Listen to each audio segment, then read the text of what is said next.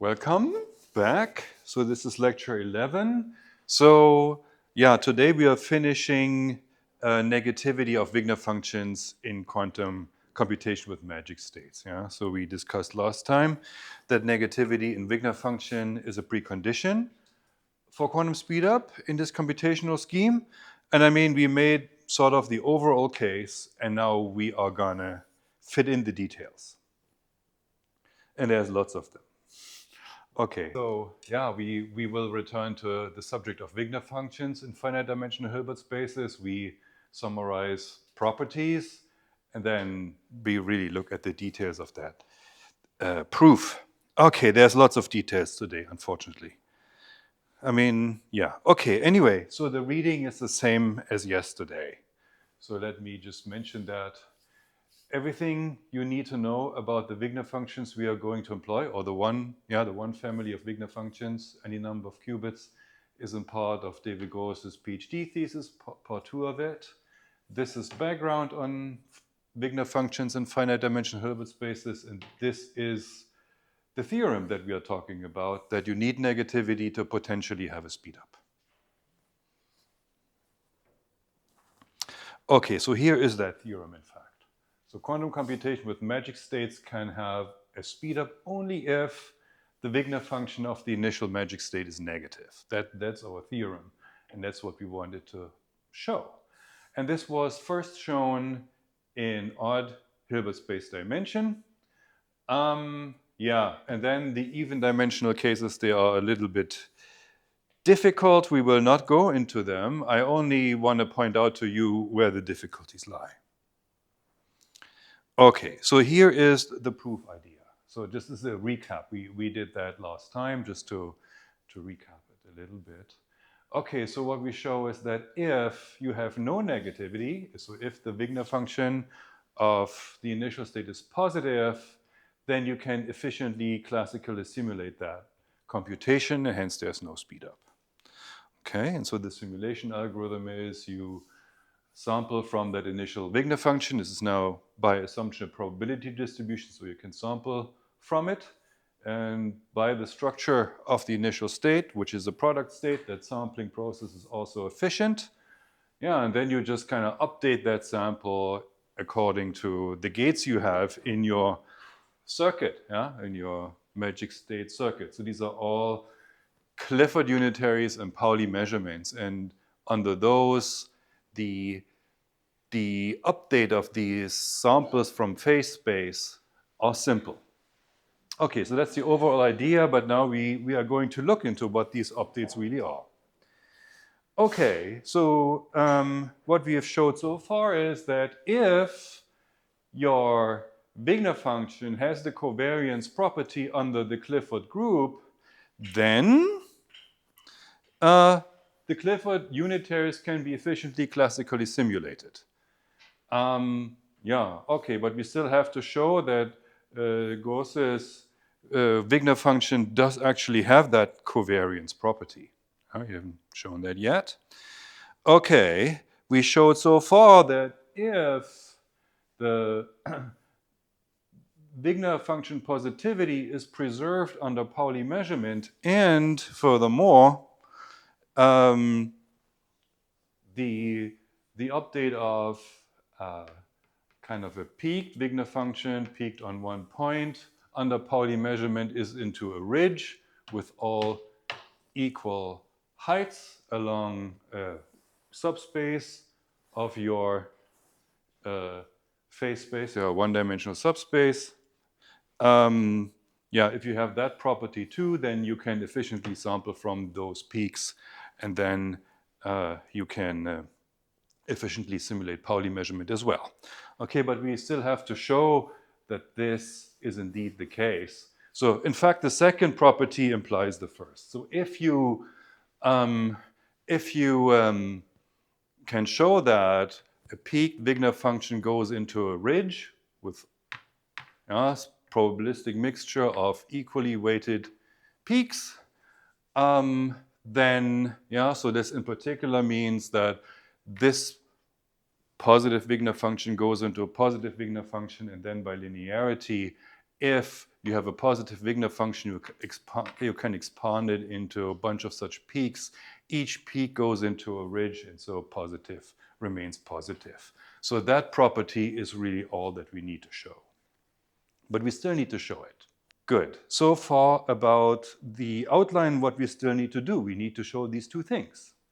And so let's just recollect a little bit what we figured out about these finite dimensional Wigner functions.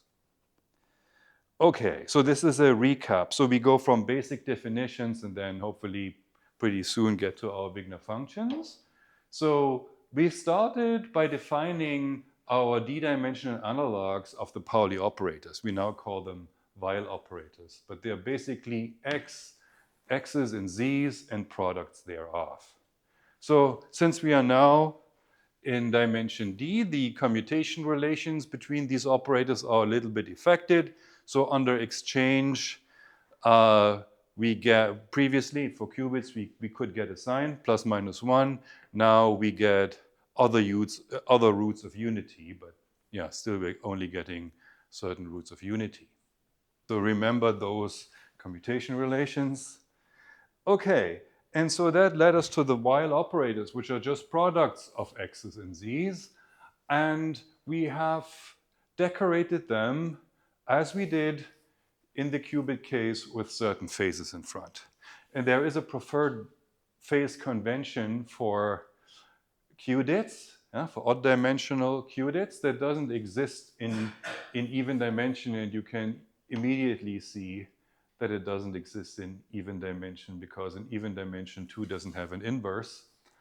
So that thing isn't defined. But anyway, in odd dimension it is defined, and what you then have, and that we are getting some mileage out today. When you have commuting such Weil operators, then taking products of them is like adding the corresponding labels.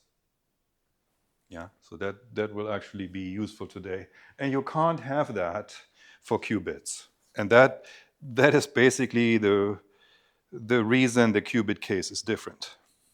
Okay, so this is a recap of last time. So I hope you appreciate that I took more care in writing out these little W's today. They should be distinguished from the omegas. So so this is a bit of a notational complication that I got myself into here. I was copying David Gross's notation.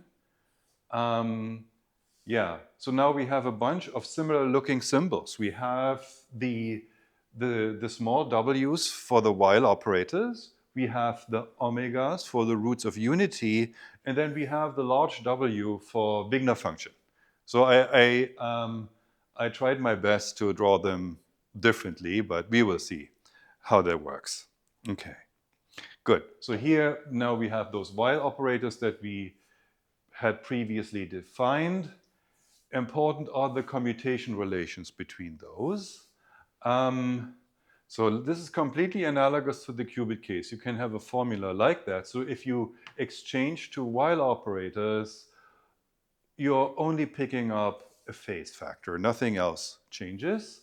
And that phase factor is now a function of these labels A and B that the Weil operators have.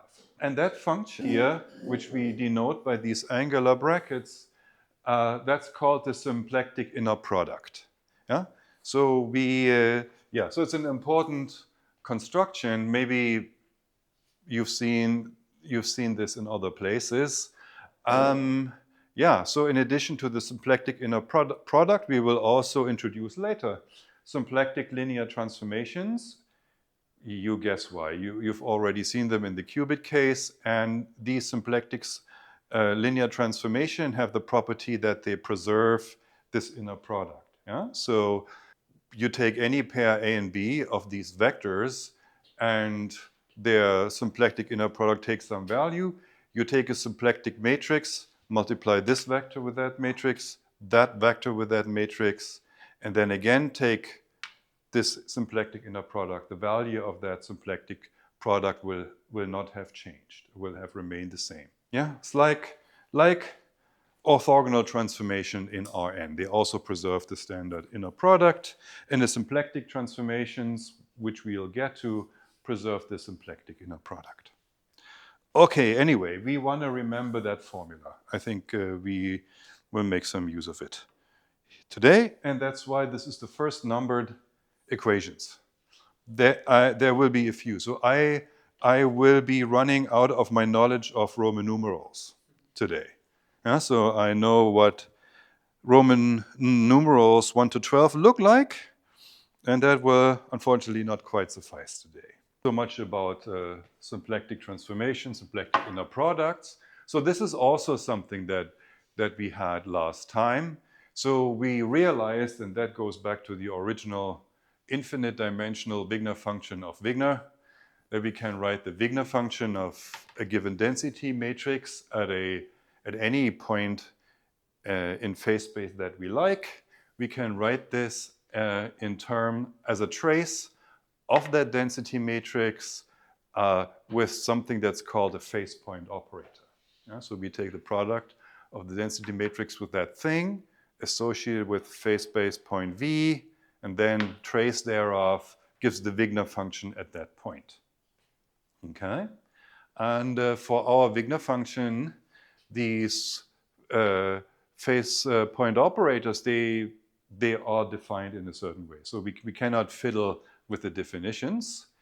Yeah, and so what are these definitions? So first there is one associated with the origin of phase space, and that has that form. So it's particularly simple. So we have all the while operators, and we're just summing them up.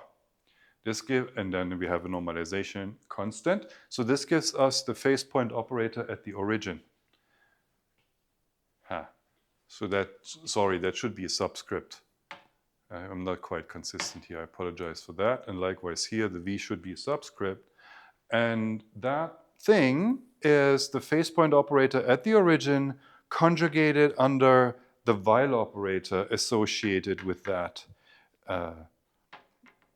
vector V. So basically what the while operators do to phase point operators when you conjugate the latter by the former is that they move them around in phase space. Yeah? Conjugation by while operators amounts to translation in phase space. That's what we already had. So we discussed this last time, yesterday, but now let's be a little bit more explicit, so because that will be useful later on.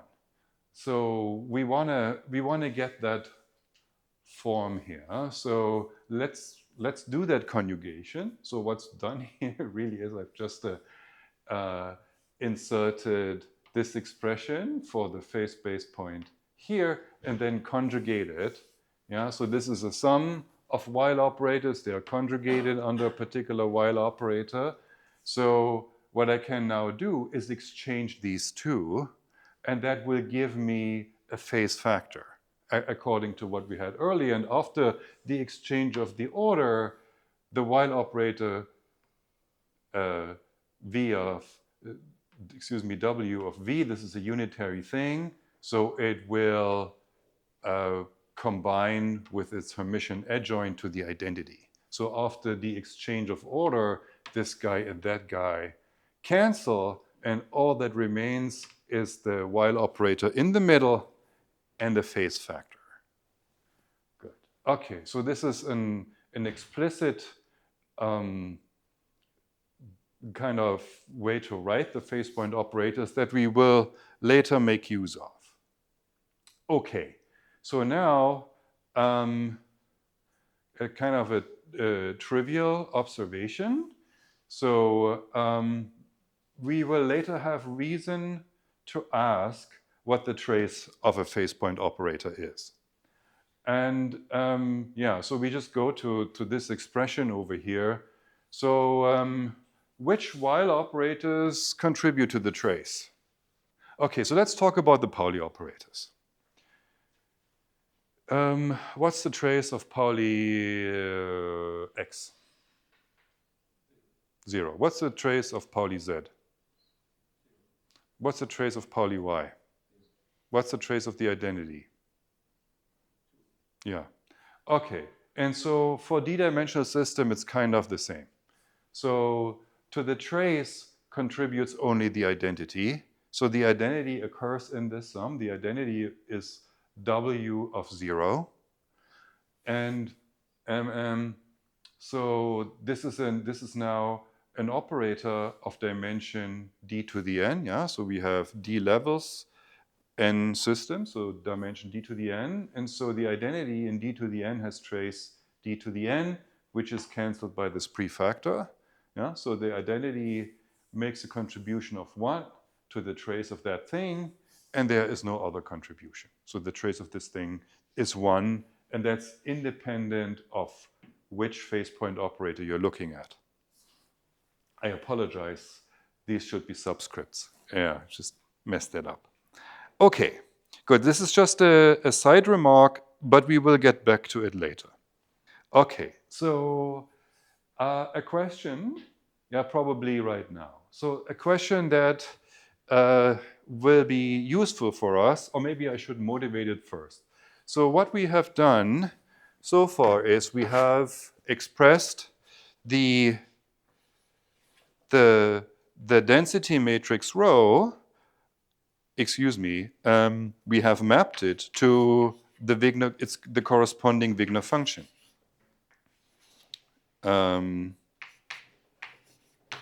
That's something like, let me see, trace a phase point, operator phase point has not been specified. Okay, so it's something like this. Okay, so we are going from the density matrix to the corresponding Wigner function. But we are interested in the reverse direction too. We may just as well ask, given a Wigner function, what's the density matrix? Yeah, it's a one-to-one correspondence, a one-to-one linear correspondence, and we want to be able to go both ways. So that is the reason we are starting with this product. How it will apply to this, we will see in a moment, but you may already see it coming up because the phase point operators appear here.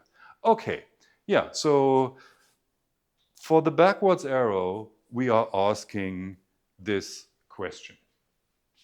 Okay, good. So we are asking, so what is this product? So there are some helper calculations to do. So for example, so when we have a product of two while operators, W of u and W of v, we can again ask, what is the trace of this product? Okay, and so the trace of the product does not vanish exactly when this is the inverse of that.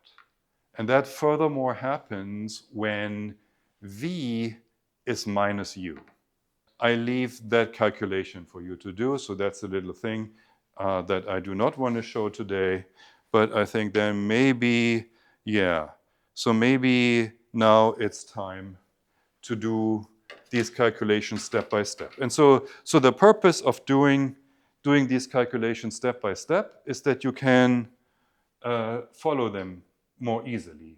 Yeah, I think it's a better pace if we do this basically together. So what we are, I'm explaining it one more time before I delete all that stuff. So what's done here is that the phase point operators, they are expanded in the while operators, and then the trace is taken. Yeah, and we need to remember we have in those phase point operators, we have the while operators, but we also have the phases. So we should not forget about these phases. Okay, so let me do that with you slowly.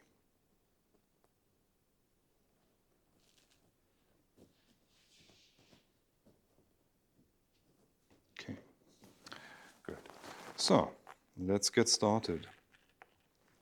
Okay, so we try to remember the expression of the phase point operators in terms of the while operators. So there's no, I mean, either is a sum of of while operators, so we have a double sum here. We call the summation labels A and B, and they go over the entire phase space. Okay, so there's going to be a trace, and in the trace we have the while operators. It's the only operators in this game. But then there were the phases. So from the first phase point operator, came the phase V, this symplectic product in the exponent of that root of unity. So this is for the first phase point operator. Yeah, I hope you recall what I'm referring to when I'm writing these phases. We had the explicit expression of that phase point operator. Okay, good. So now I'm using the expression that I just derived. So this formula over here. So trace of product over while operators. Yeah. So there is a d to the n that cancels. So we have a 1 to the d to the power 1 divided by d to the power n remaining. We have the double sum, but now we have a delta function, a plus b, and the phase factors are also remaining. So, okay.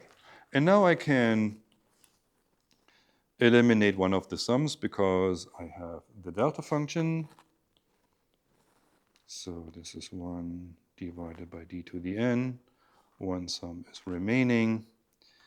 And so we have omega, that is,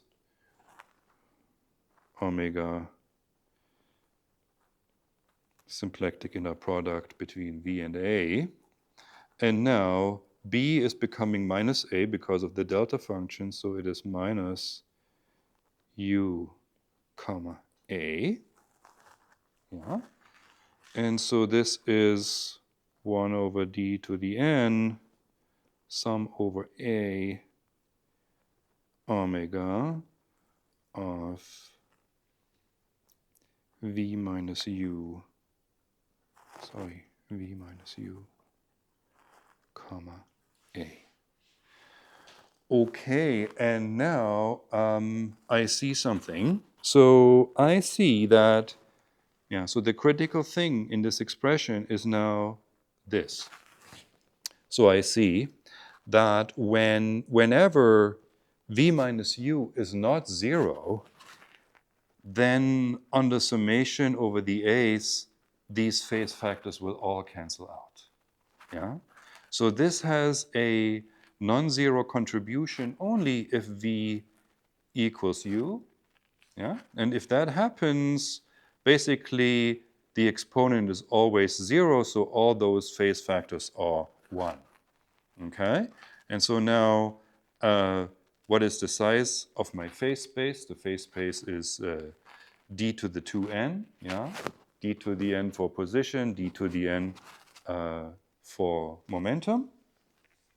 And so one of the d to the n's is canceled by the constant that I have in front. Yeah? Okay, so what remains is the delta function and that normalization. Yeah, so this is d to the 2n divided by d to the n. Okay, so that was that. So that is what that trace of the product of two phase point operators is. Yeah. Yeah, so they are these.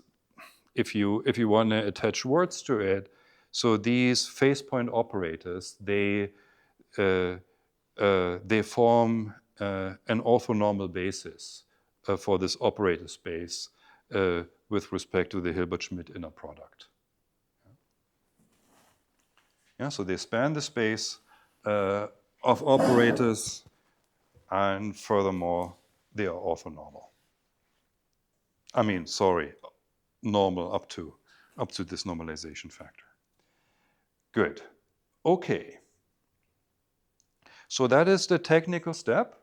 And now we want to invert that relation. So we had the Wigner function in terms of the density matrix. Now we want the density matrix in terms of the Wigner function. So that is the next step. Okay, so let's do that. Another little calculation. So let's do that too. So what is done here so far? So we are making an ansatz. Yeah, so we just said that the phase point operators, they form an operator basis of that space. So we can expand every operator, including every density matrix, in terms of these operators. And the function in the expansion we leave open for now. I mean, we will find out something about it. That's the reason we're doing all this.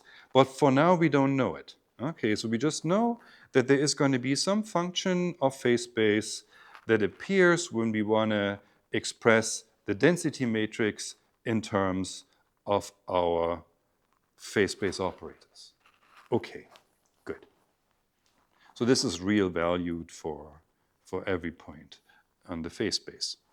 Okay, so now, so what we do now is to figure out what this function is, we multiply with a phase point operator, a different one that we had here, and then we take the trace. Okay, so let's do that, and let's throw in this 1 over d to the n 2. So d to the minus n trace of a u rho. Huh? So that's what we're now calculating based on what we had above. So this is now still d to the minus n. So then we have bunch of phase point operators. And so this function theta of v, and now comes the trace of AU, AV. Yeah, so now you see how the relation that we just derived is going to become useful. Yeah? So next thing we'll do is we simplify that trace inner product of two phase point operators. Yeah? We've just calculated what that is, namely, this is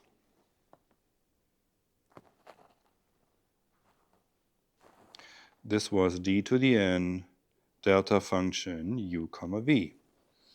Okay, so now then that simplifies our expression. So the d's cancel. So we have still the sum over all points in phase space, theta of v times delta function u comma v. And that is just theta of u. Okay, but from the definition of the Wigner function, we know that this is just the Wigner function evaluated at our phase space point. And so the thing that we introduced here, this vector of coefficients, this is nothing but the Wigner function itself. Yeah? And so now we have the reverse transformation. So the density matrix is given as this expansion. So we have the Wigner function now as expansion coefficients in front of the phase point operators. Yeah? So this is the reverse of the formula up here. So here, this shows us how to go from the density matrix to the Wigner function. This formula shows us how to go from the Wigner function to the density matrix. We can go both ways. It's a one-to-one linear transformation. So this is the end of the first part. So this is now pretty much all I wanted to say about the relation of Wigner functions and density matrices. Maybe there's one more thing that I can say, but then we are turning to our computational goal. We want to prove this theorem about the necessity of negativity in the Wigner function if you want to have a speed up. But before we go there, just one more thing. And that pertains to the physical interpretation of the Wigner function. So we can look at this equation here and then take the trace again. Yeah? Unfortunately, I don't have any space left on my slide here. But we know what the trace is of the density matrix. This is by definition trace 1. So then here on the right-hand side, we can take the trace inside the sum because it's all linear.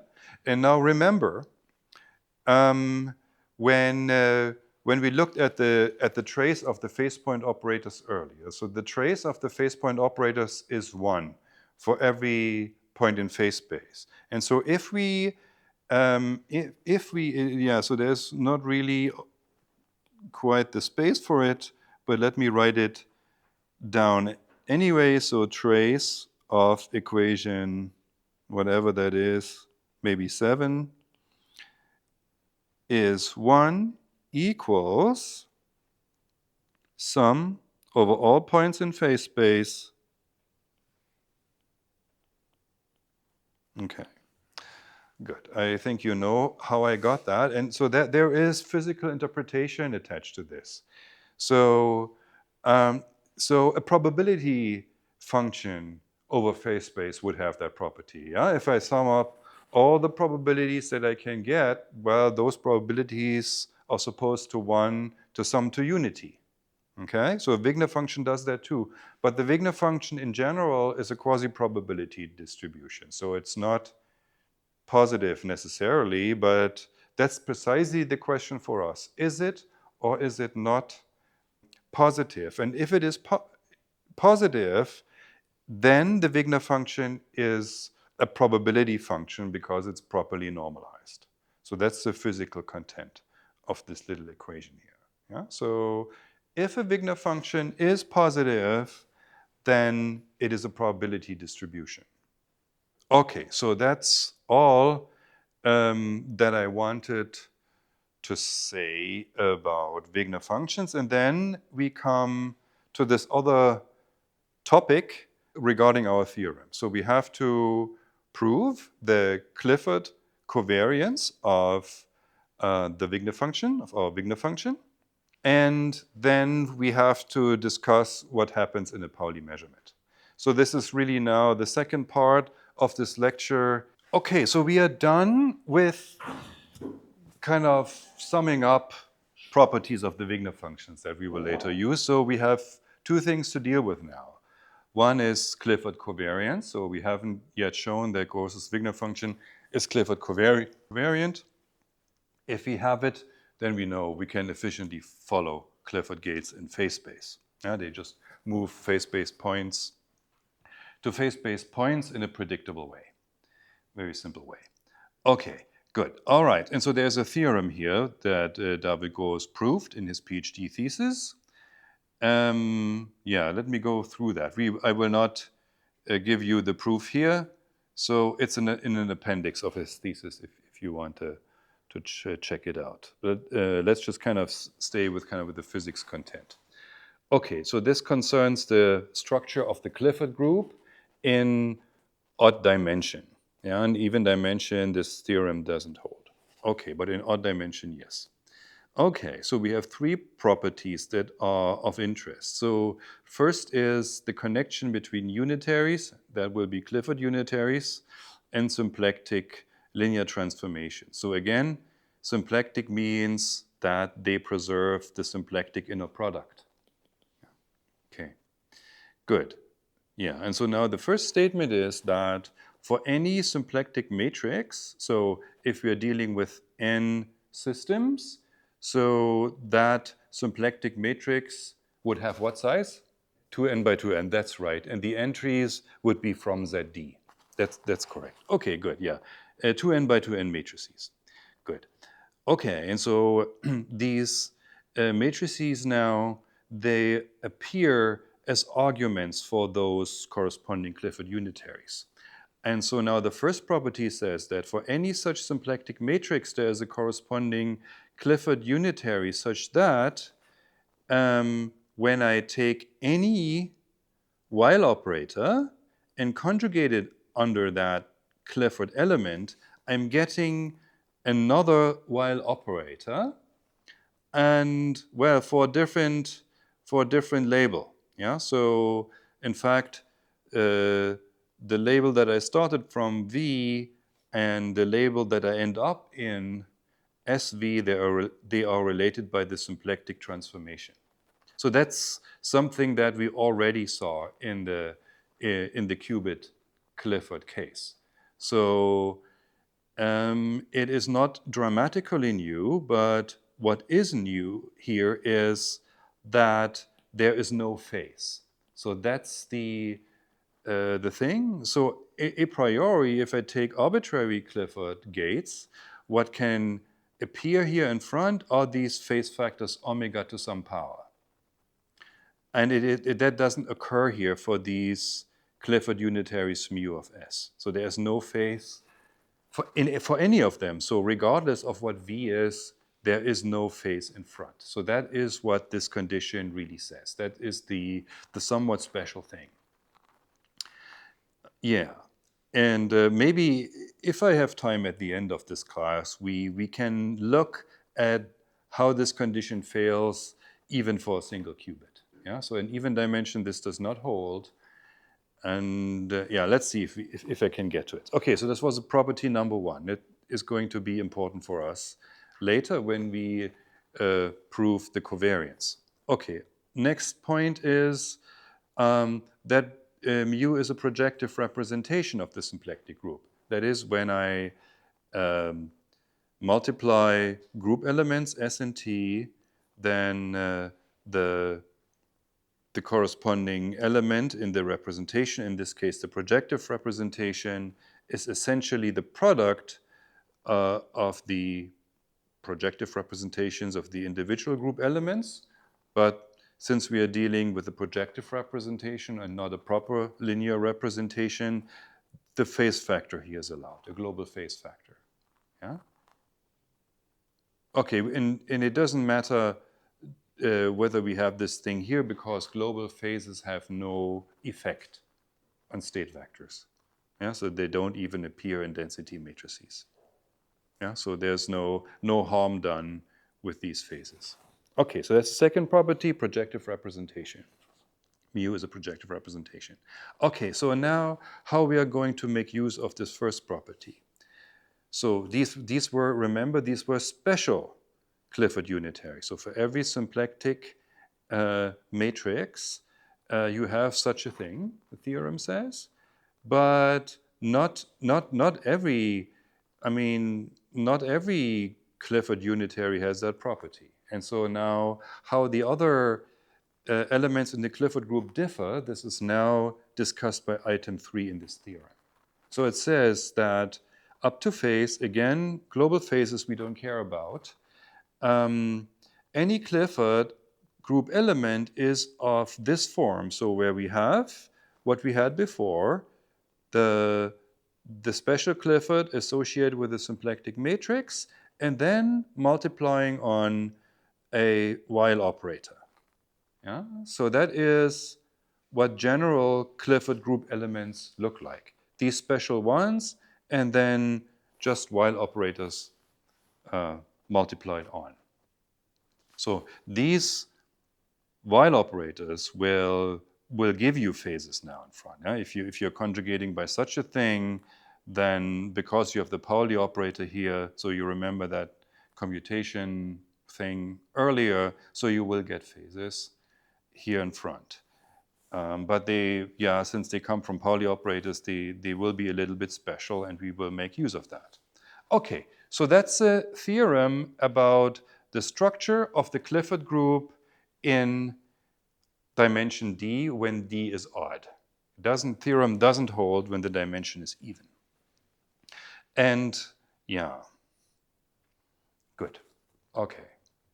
And again, kind of why is this noteworthy? Why is this more than the general stabilizer formalism?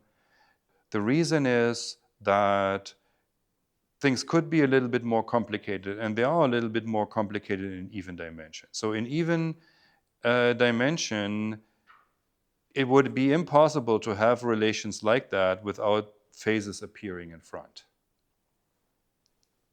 That's the difference, really. Okay, good. So that's a theorem that we have in odd dimension. Again, if you want to see the proof, I invite you to check David Gross's PhD thesis. But what we want to do here in this class is use this theorem to prove Clifford covariance.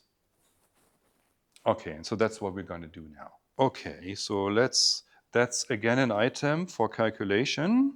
So remember the covariance condition. So what it says is it looks at the Wigner function for transformed density matrix, where U is a Clifford gate, and we want to relate that to the untransformed Wigner function, the Wigner function of rho itself, but potentially at another point in phase space. Yeah. So that is how we want to rewrite this thing. So by definition, this Wigner function is modulo normalization, the trace of the corresponding phase point operator and the transformed density matrix. Yeah, density matrix conjugated under our Clifford unitary U. Okay, we are using the cyclicity of trace and move that U dagger to the other side and put brackets. Yeah, so we can think of the phase point operator being transformed rather than the density operator. And now we want to figure out what this transformed phase point operator, this thing here, what it looks like. Okay, so we are using a property that we figured out earlier, namely that the phase point operator at phase point V can be obtained from the phase point operator at the origin by conjugation under a while operator associated with that label V. Yeah, so that is how we rewrite the part in the middle. So now for those unitaries to the left and to the right, we use the previous theorem. So we recall that we can take this thing and write it as this special Clifford gate mu of S for a suitable symplectic matrix S, and then a Pauli operator after. Okay, and over here we have just the Hermitian adjoint. Under Hermitian adjoint, kind of order is interchanged and everything gets a dagger. Okay, good. So so now what do we do with this expression? So what we do with it is, first thing, we combine these while operators here and there. We can put brackets as we please. So that's the first thing that we'll do.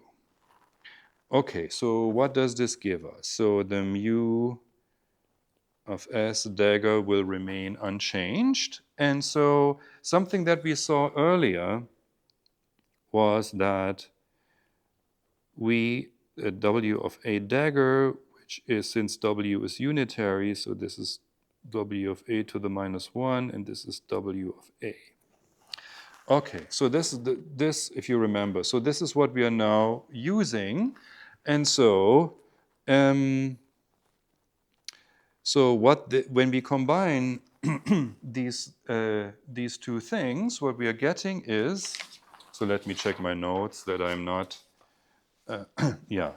messing this up. So this is W of V minus A. Yeah, follows right from what we have on top and what we have there.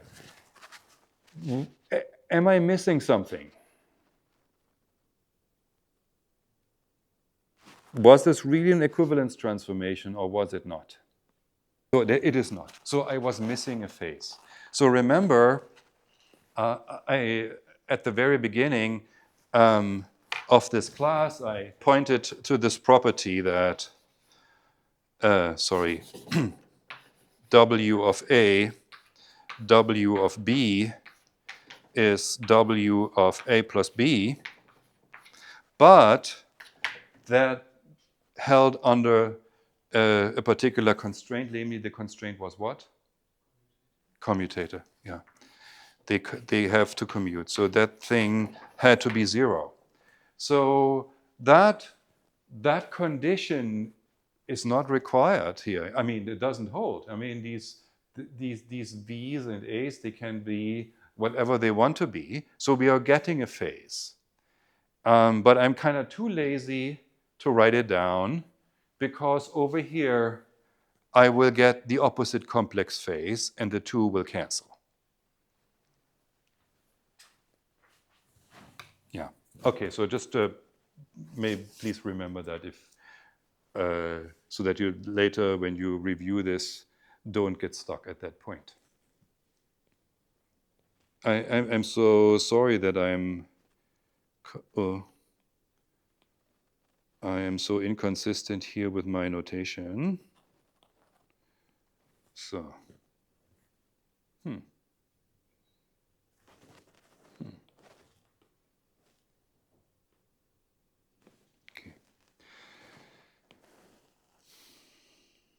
Okay, so we do the same thing on the other side.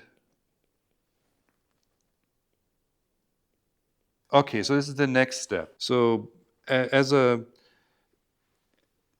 consequence of this cyclicity of trace business, I have now U dagger acting from the left, whereas I'm used to U acting from the left. And so that results into this thing being, so having a dagger here, which maybe is a little bit unusual.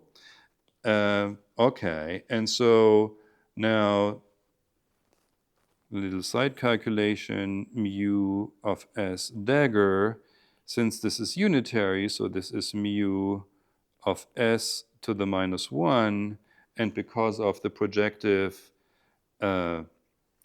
representation property, this is mu of S to the minus 1, up to potentially a phase, but the phase will cancel on the other side. Yeah, so this is mu of S to the minus 1.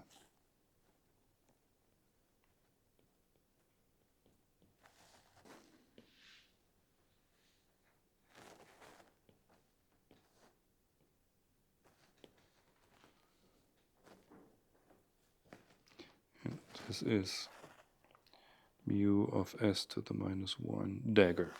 Okay, so basically I got the dagger to the other side at the cost of replacing S by S to the minus 1. Okay, so the next thing that we are going to do is we will be moving those guys inside. So we will be exchanging the order of the Pauli operator and those Clifford gates. Excuse me, the while operator and the Clifford gates, this order we will be exchanging. Okay, and so formally what we do, I don't have the space. So what we insert here is a mu dagger mu. Okay, so that you know what's going on. So the mu will be conjugating this while operator here in the middle. Okay. And so going back to the theorem, we know what that does. Yeah, it just takes our while operator and moves it into another while operator. Okay, so let's just write down what this is. So this is, so this is W of S to the minus 1 applied to V minus A.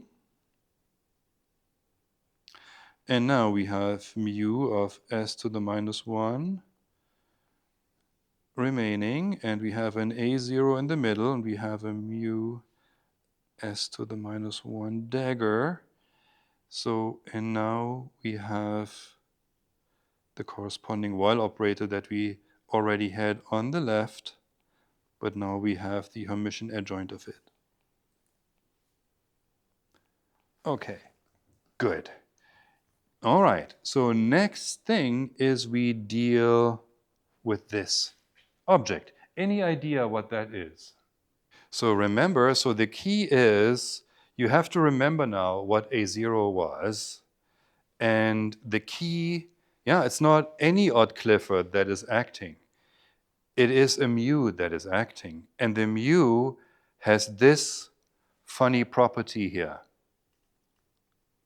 Yeah, it has this funny property here where phases don't appear.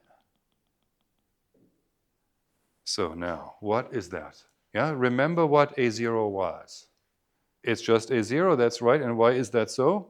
Because for A0 we sum over all points in Z d to the n and 2n, in fact.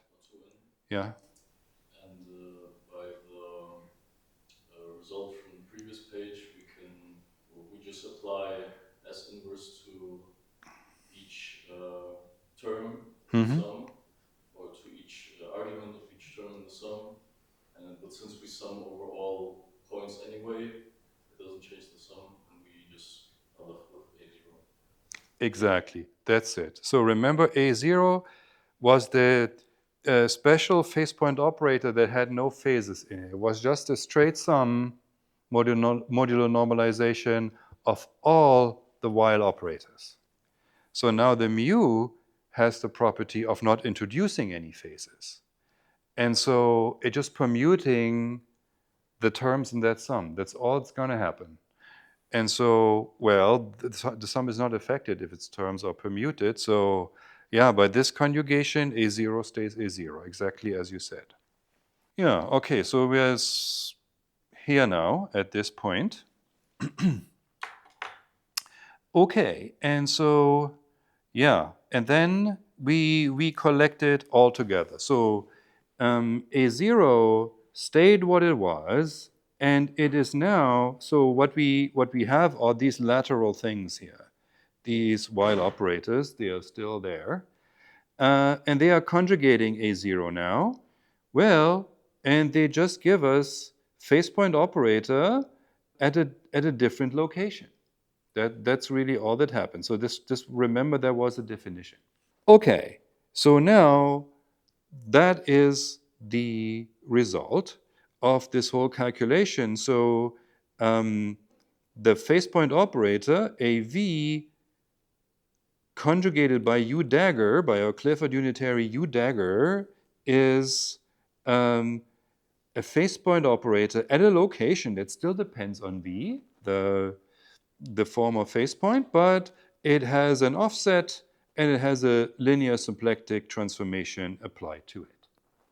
Okay, so this was changes, and so now we are plugging this result into what we had initially. Okay, and so that is done here. So yeah, so old Wigner function evaluated at V. I mean the Wigner function of the transform state evaluated at point V is Wigner function of the untransformed state at this phase point operator, and so it is the Wigner function of the untransformed state at this point in phase space. Okay, and so now if you do not like the inverse and the offset in brackets, you can write this a little bit differently. So you can set this inverse symplectic matrix applied to this difference vector. You can call that U if you want, another point in phase space. And then that guy V over here is S, the linear symplectic matrix applied to that U plus A. Yeah. So it's just kind of this formula solved for V looks a little bit simpler. And so you can also write the covariance condition in this form. Wigner function of the transformed state at the transformed location is equal to the original Wigner function at some original location. Okay, so that's that. That was the proof of covariance, assuming Gauss's theorem. And that's where we leave it. So yeah, you can look up the proof of the theorem in the thesis if you want to. Good. Okay, are there any questions about that? Okay, if that is not the case, so then we deal with the remaining item of our proof, of the main theorem, of the necessity of Wigner function negativity for quantum speedup. And that concerns Pauli measurement. We haven't dealt with that yet. And when we talk about Pauli measurement, there's two things that we need to think of, namely the measurement outcome and the post-measurement state. Yeah? We have a sequence of measurements. And so finding out what the outcome is isn't enough. We also have to think about the state after measurement so that we can make more Clifford gates and more measurements. Okay, so these are the two aspects to consider. Okay, measurement outcome. So I have 20 minutes remaining. I probably will not do, 20 minutes, 10 slides. So I probably leave that for later, if that's okay. Is it really that many more slides? Let me check. Yeah, there's many more slides. Okay, so sorry, then maybe we just go over these slides as they are, maybe a little bit more slowly. So to talk about measurement outcome, the first thing that we look at is the expectation value of a while operator. Yeah? Okay, so the expectation value of a while operator given a certain quantum state is that expression. And the first thing that we can now think of doing is expanding the density matrix in the new form that we found. Yeah? So that, now you see that this formula that we derived based on the orthogonality of phase point operators is finally useful for something. So we are now expressing the density matrix in terms of the Wigner function. And so the phase point operators appear. So this is the first step. And now, next thing, sooner or later, we will take the trace inside the sum. So that's something we can always do because of the linearity of trace. But before we get to that, what we now do is we insert the expression for the phase point operator, namely that it is the sum of all while operators modulo some norm and modulo some phase factors that are specific to the while operators that appear. Okay, so here are these phases. So now we plug this in, do as we said, we take the trace inside. This is now happening here. So we have collected all the factors, which are the Wigner function itself, and then those phase factors appearing in the phase point operators. Yeah. And so then we have the trace remaining. Yeah, and we have two sums. We have a sum from the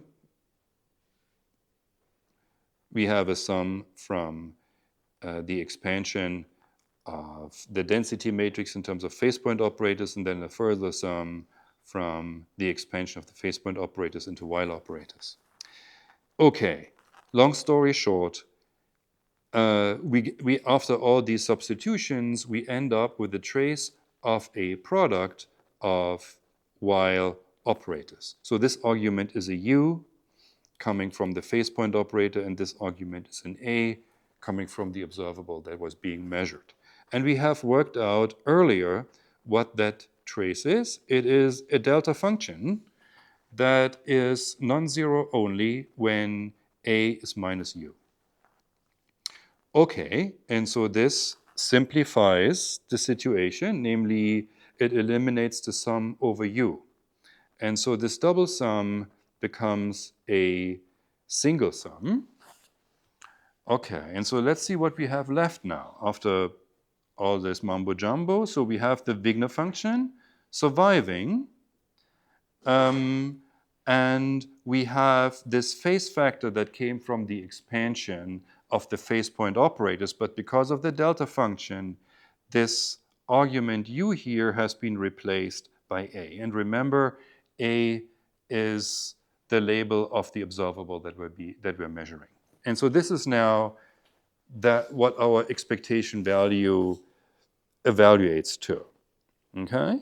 So, yeah, so it's a funny thing. So we have a sum over all phase space, Wigner function times these values. And so this gives us an intuition for our whole simulation algorithm. So if the Wigner function is positive, that is a probability distribution, then we could think of the states in phase space as real states, and we could think of this hopping as a real process, as if kind of the phase space point was really the state of the system.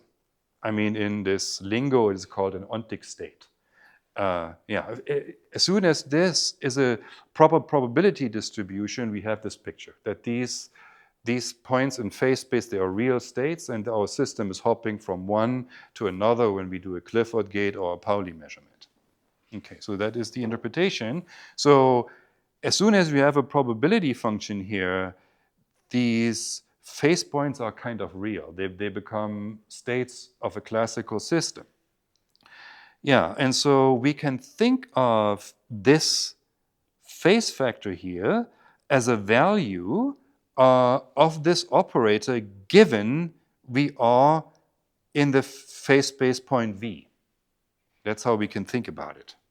So let's follow that thought a tiny bit more. And so, I mean, what values can this, I mean, what can the expectation value of this quantity even be? And so, well, the operator has, I mean, so I have shown this here for d equals 3 so that I could draw a simple picture.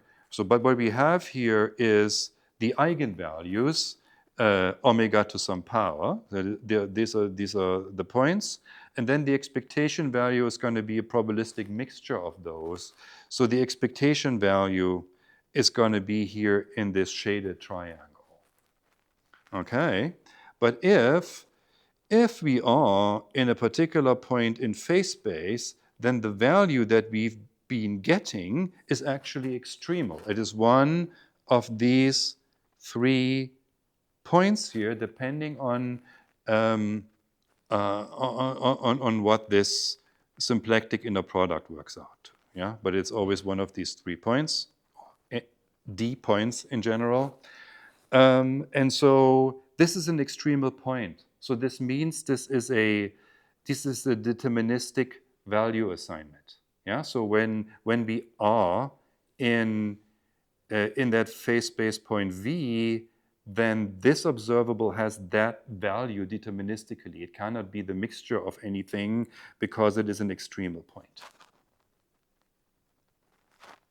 Yeah, I guess this was a little bit of a mouthful, but maybe you think, so this here is now some physics. I mean, mostly we've been doing here simple linear algebra calculations, but here there is now some physics to think about. Yeah, so let me summarize, and that's kind of the intuition behind this whole algorithm. When the Wigner function is positive, that is, when it is a probability function, then we can think of the points in phase space as ontic states, as states of our system. And yeah, in every one of these states, we have a deterministic value assignment for any of those while observables. Yeah, and the value is right here. That is also called a hidden variable model. So remember that GHZ state, local X measurement, local Y measurement scenario, there was also a hidden variable model. I don't know if that term was used in that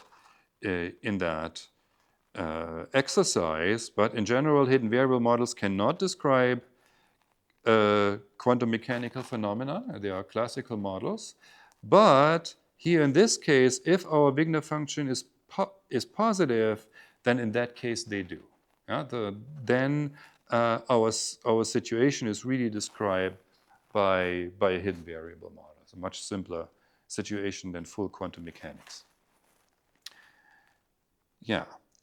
Oh dear, there would be a lot to say about the last sentence I said, but yeah. Let's do things one after the other. Okay, good. So there's some physics in here. I just wanted to alert you to that. Okay, so now come a bit more calculations. And so the rest of it will only be calculations. And so the thing that we really want to show, so I will go back with the slides in a moment. So, but what I really want to show in this remaining time is that when I have a state that peaks at a certain point in phase space, so that would be one of these ontic states. It's not a density matrix, it's not positive semi-definite. But at any rate, it's an ontic state, and when I measure it according to the rules of quantum mechanics, that Wigner function, which is just a peak, should go into a ridge. So that is the remaining thing that there is for us to show. Yeah? So the simulation algorithm uses precisely that fact. So if we, and we talked about that yesterday, so if we can show this transformation, then we are done. And this is the last thing for today. So let's try to fit it in. Okay, so we have done the measurement outcome. So the only remaining item is the post-measurement state. Okay, and so we've already seen that, so let me just review it one more time, that when we are on a given point in phase space and we measure a particular observable, particular Pauli observable, W of A, excuse me, I always say Pauli, I mean while, then the value of this thing is fixed. Given the point in phase space, the value of that observable is fixed. There's no probability distribution anymore. The probability distribution comes from the distribution of the state in its Wigner function. I can have a spread Wigner function. Good. Okay. Post-measurement state. So this is what we've already seen. So this is the outcome that we are going to get. We measure W of A at a point V in phase space, we get that outcome corresponding to that eigenvalue. Okay, so that we have already learned, and we know that with a measurement A, here specified by A, and an outcome S, there's a projector associated with that. And we want to write down in terms of our while operators what this projector is. Okay, and yeah, so I claim, and I'll prove it later, that the projector is as given here. So we have a sum over while operators W of A and all of its powers appear here in this sum, and they are decorated with certain phase factors, which are our dth root of unity omega, also to certain powers. So when we consider W of n times A, we have the corresponding power n times S here in the sum. Okay, good. And so what I will show next is that we have this property. I mean, from that projector, we have this property, namely when we take the projector and multiply from the left the observable that was being measured, then we get the projector itself and an eigenvalue omega to the power S. Okay, so that I will show on the next slide. But what is this property good for? So let's just multiply this property with a random state psi, and then we put the brackets. So this is the Dirac projection postulate. So this is a measurement, this is the state before a measurement, projector applies, and so the thing in bracket is the state after measurement. And then I could measure again. So that thing here, that projected state, should be an eigenstate of the measured observable with the eigenvalue we had in mind. Yeah? And so that relation, so that does indeed hold, and it follows straightforwardly from this relation here. Yeah? We've just multiplied the whole expression from the right with a random state and then put brackets. Good. Okay, so we want, we want this property so that the post-measurement state is indeed an eigenstate of the measured observable with the correct eigenvalue. So that has to hold, and now we want to show that this does indeed hold with this definition. Okay, so let's do it. Okay, so this is just kind of a matter of straight multiplication. So I have just, so this is the expression of interest. Here I have just inserted what I thought the projector should be. Okay, and now we're using this property. So W of A, of course, commutes with itself and its powers. So we have the thing itself and its powers here, so it's commute, so those guys commute, so we can apply this formula. And so we have already A times N in the argument here, and we'll be just getting another A on top, and so this is A times N plus 1. So nothing changes over here to the face. So now that we see this, we change the summation. Yeah, so we now make N plus 1 our summation index instead of N. Yeah, so that does that leads to some tiny modification over here. And now we see that we can split this minus minus S, which is just S off. Yeah, and so we get a factor omega to the power S, and this is just the projector we had before. So I figure I forgot the normalization. Okay, so that's the proof of that relation. So the upshot of this is really the proper representation of our projector. I mean, we didn't show that it was a projector in the first place. You can do that yourself. You know, projectors have to be Hermitian, squared to the identity. So these projectors should be pairwise orthogonal for different values of S. Didn't show any of these things. So there's some stuff for you to show if you want to. Okay, but the important thing was we have constructed the projector that corresponds to a given observable and given measurement outcome. Good. Okay, so now final push. We'll go over it briefly. So again, what we want to show is that if we have a Wigner function, it looks like this. It's just a peak, and we measure the observable W of A. Whatever A is, we are getting a ridge. Okay? So our density matrix is supposed to be sandwiched like this. Yeah? So it's just a Dirac projection postulate. We're sandwiching from the left and the right with a projector. And furthermore, our density matrix was a special density matrix, was just the peak. So remember, from our expansion, it followed rho is sum over phase space points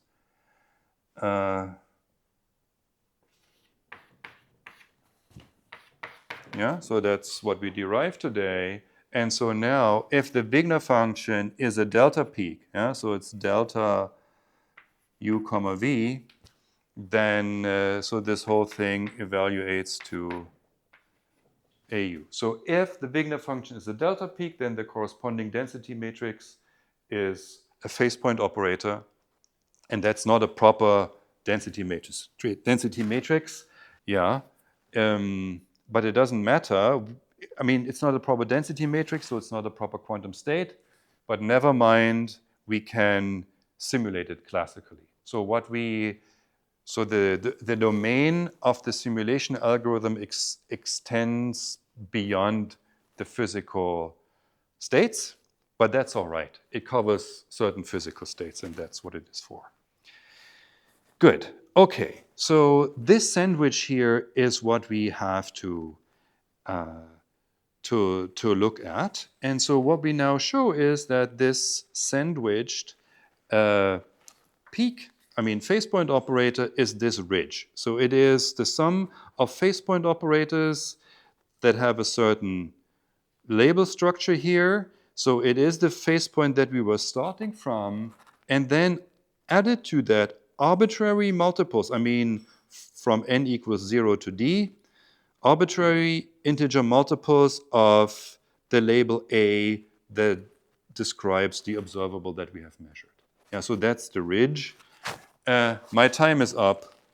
It is just a straightforward calculation. It's a little bit tedious, so you can look it up in the slides if you want to. These slides are uploaded. This is just simple linear algebra. Maybe you'll find a simpler proof of the equivalence, but it's just a couple of slides. And so what this does, though, is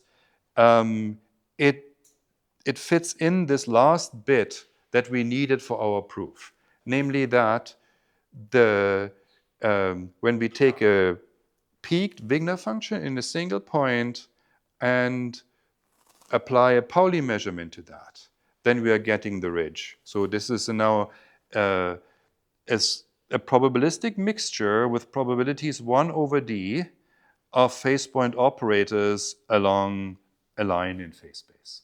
Okay, and so that line is easy to sample from, and that concludes the algorithm. So our final conclusion is negativity is precondition. Negativity